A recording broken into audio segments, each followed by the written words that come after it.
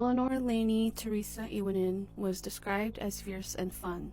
On February 4th, 1982, Eleanor was found along the outskirts of Calgary, Alberta, about 20 miles from downtown. She was about 22 to 23 years old at the time, and she was a Plains Cree woman, and she was also a mother to two boys ages 3 and 5. She also struggled with alcohol addiction.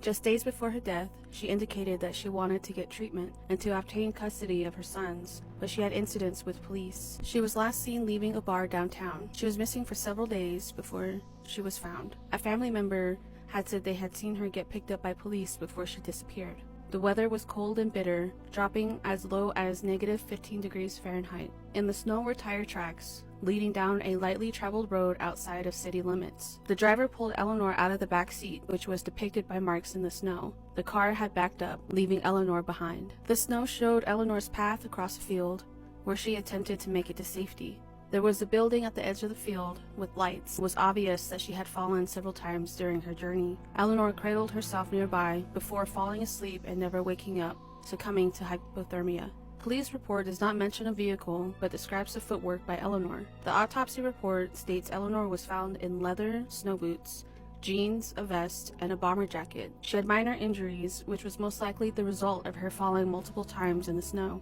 Eleanor needed to be buried within 4 days of her death, according to traditional customs. She was transported from Calgary to Regina by police without notifying family. It's unknown who paid for the transport, which is just oddly weird. Eleanor was removed from her family as a child and was placed in a foster home known as the 60 Scoop that began in the 1950s. This resulted in the removal of thousands of Indigenous children from their homes and culture, and her home was abusive. She even lost her left ring finger. Eleanor didn't have a home of her own.